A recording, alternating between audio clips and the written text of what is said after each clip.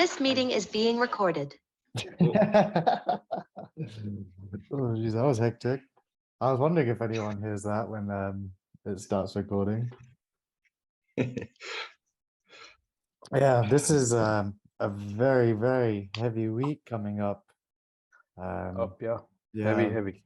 you mentioned it last time as well, like even from a Forex point of view, it was a heavy week. But if you take into account the crypto side of things as well, you've got the Mount Gox deadline and you've got the ETH Merge, as well as obviously the CPI, which is going to affect both. But should we start with fundamentals? Yeah, let's start with fundamentals. My screen sharing is disabled. I'm going to give you privilege.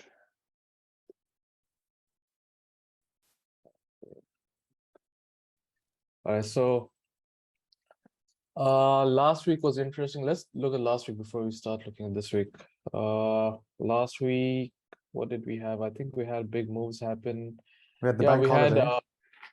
We had the bank holiday happen, and we started getting the PMI results for US, and they were coming in a little bit higher from the forecast, still showing that the economy is still on the up, which shows the Federal Reserve that they can still hike rates more aggressively because the economy still hasn't slowed down. They, even Powell mentioned in his speech in Jackson Hole, and even this week, he said the economy is still very upbeat. So he said that they still are hawkish, bullish with the rate increase. So 75 basis points is a very likelihood is going to increase. And even with the other FOMC members who commented this week, they all mentioned that they are leaning towards a 75 basis point rate hike.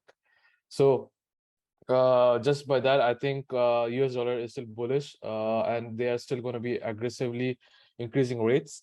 But something interesting this week was I don't trade euro, but European Central Bank has they mentioned that they're going to be increasing rates by 75 basis point as well. But when it comes to Europe, central bank are known for negative interest rates. So for them to increase rates is a big deal. So, and even they mentioned they might go as far as hiking rates all the way to a terminal rate. So a terminal rate is the maximum rate where the central banks will accumulate till. Like, for example, for US dollar, the highest terminal rate is 4.5%. That happened in the 1980s, right? And we are kind of leaning towards there. I mean, even with the Federal Reserve members, they mentioned that by next year, they're at least looking at 4% rates in total, the federal fund rate, and same thing with ECB. So they all are, ECB even said that they might go over the terminal rate. So that's how bad the situation in Europe is at the moment. So because of that, we saw the euro pick up strength the last week after the comments. And even Fed, Powell said nothing new. He just again went through the same thing that he went through in Jackson Hole speech. So nothing new here. It's the same stuff. But now coming to the new week, though, this week is heavy week. I think we're going to see a lot of volume from this week. Even the next week, we have FOMC meeting. So this week, straight up, we have GDP for UK. UK is an interesting situation. The Queen just passed away last week, not last week, like 2 days, 3 days back. And I think that might maybe have some play in the volatility. And GDP is already coming out on just tomorrow, market open, 10 a.m., just before London session. So we're going to see a lot of momentum with this. And the forecast is supposed to come in higher from the previous month, which is interesting. So they see that the GDP is going to pick up in pace. So I think this is kind of optimistic in my point of view, just looking at all the GBP statistics. So that's there this week. You can keep an eye out on manufacturing production. That can give you an eye out. Like, these numbers are all predicted to come higher, yeah. So keep an eye out on these. But the main thing is GDP here. Then on Tuesday we have big ones. We have JPY PPI, right? This is production price index. So this is going to come in higher, 8.9% from the previous month, right? So JPY is an interesting situation. All they have been doing is commenting about the inflation, but they refuse to do anything. So JPY is at 22 years low at the moment, and it's literally extremely weak. So they have been mentioning about intervening and doing something about it, but they have been committing the same thing for the past few weeks. So is it all talk? That's the thing. I think it's all talk, but I think they need to weaken the currency. I feel to produce like economy has to go up, so they have to weaken the currency. But I do not know. They have been talking a lot. I've been seeing those kind of comments for the past like few months in fact. So I still don't know, but at the moment, yen is extremely weak. So, so that can maybe play bias when if you're trading GJ, for example. Yeah. So that's something to keep an eye out on JPY. And then on the same day, we have the big one, consumer price index with US dollar. And if you see the number here, it's predicted to come a little bit lower, 0.1% lower. So I think it might be 8.4%. Yeah. So interesting here to see this. That means the rate hikes have been working because they're deflating the currency. So this number is a very important. Got to keep an eye out on this and the core CPI. So keep an eye out on this this coming week. This is going to cause a lot of volatility with commodities, with even with crypto. Yeah. So keep an eye out on CPI.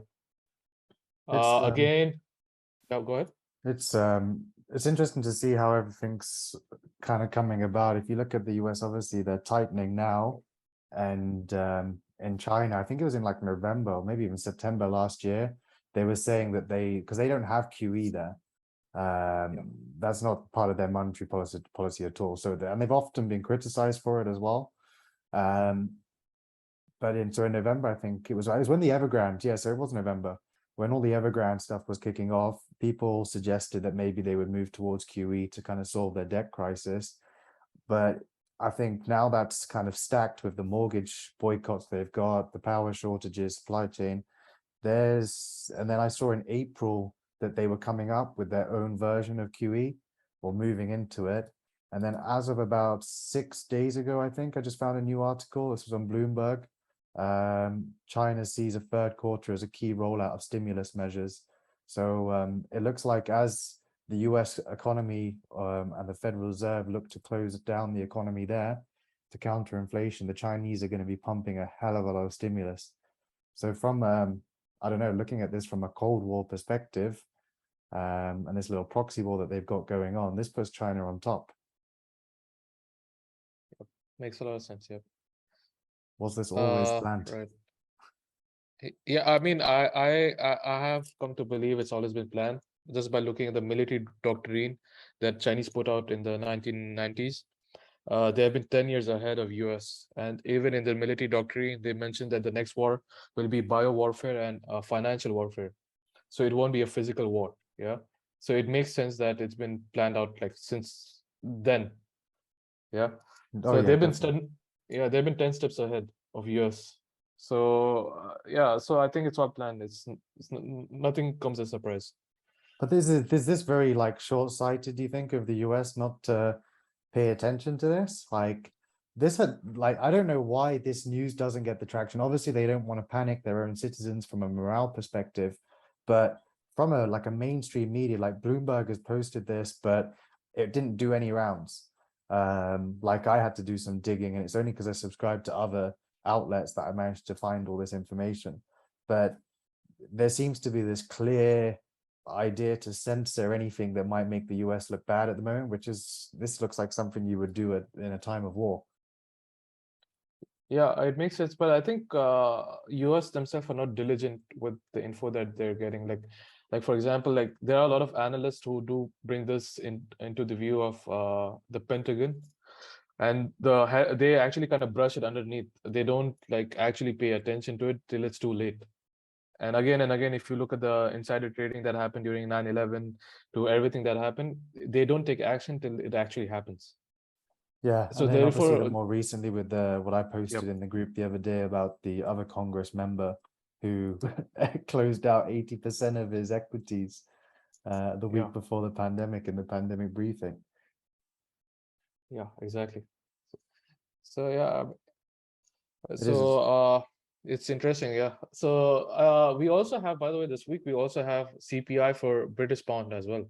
And if you look at the number that came out, the previous one was 10.1%, and they predict this to be again 10.1%.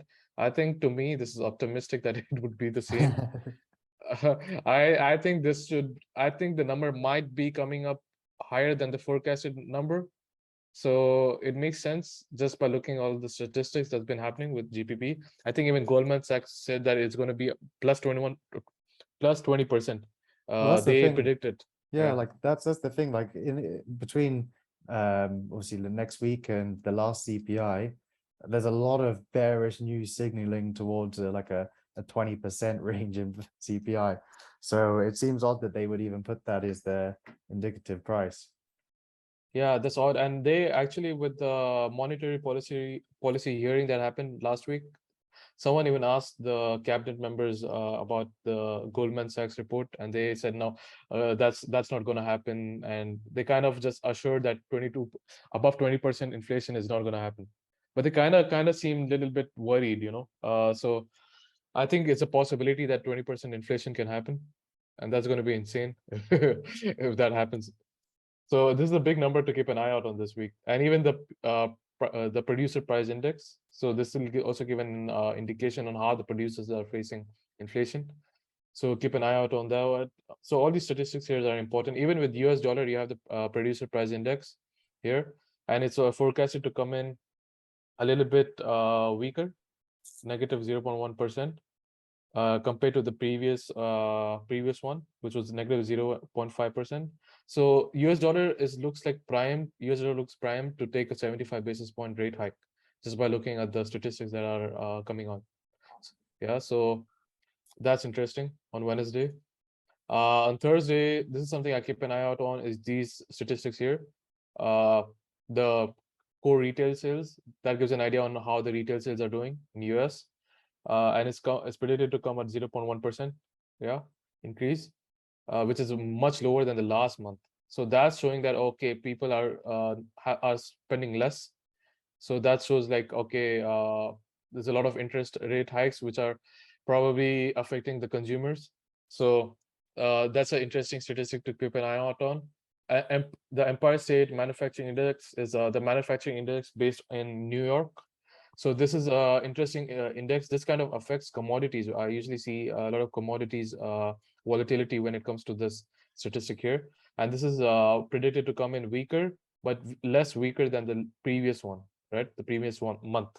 So still weaker though, still weaker, but it's kind of picked up. I think they have been picking up pace with the employment and the manufacturing.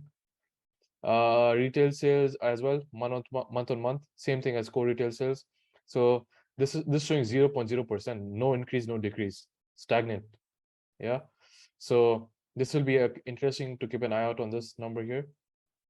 A lot of statistics, by the way, even unemployment claims, and it's predicted to come in higher than the previous month, 3,000 more, right? So keep an eye out on unemployment claims. What else do we have? On Friday, the last day of the week, if you want, you can keep an eye out on Euro. You see the CPI coming out for Euro. You have 9.1% inflation, and they've been predicting that it's going to come out the same, which I don't think is going to happen. But let's see what happens here. This might be coming in higher. I think this might be near the 10% mark probably, but we got to go wait and see what happens. We have the University of Michigan consumer sentiment.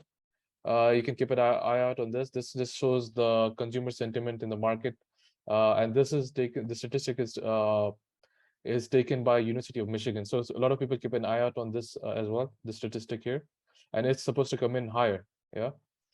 So a lot of the US, if you're just looking at the expectations of US dollar, everything is signaling that, okay, the Federal Reserve can hike rates by 75 basis point. So that's what I'm looking at fundamentals this week. Even Aaron mentioned a lot of crypto fundamentals coming out this week. So it's a heavy week, and we're going to see a lot of volume. So good trading opportunities might come this week if you're trading, but you can also get wrecked as well with the volatility. So you got to be very careful while taking these trades. I'm sure Alright, so there's let's get into technicals. Yep, go ahead. yeah, I'm sure there's some oh, why is my brain gone blank? I'm sure there's a lot to take in this week, in all honesty. This is a huge week, and I think as well you've got a lot of income results from equities market coming out this week as well. So there possibly looks to be a lot of bearish news obviously on the horizon.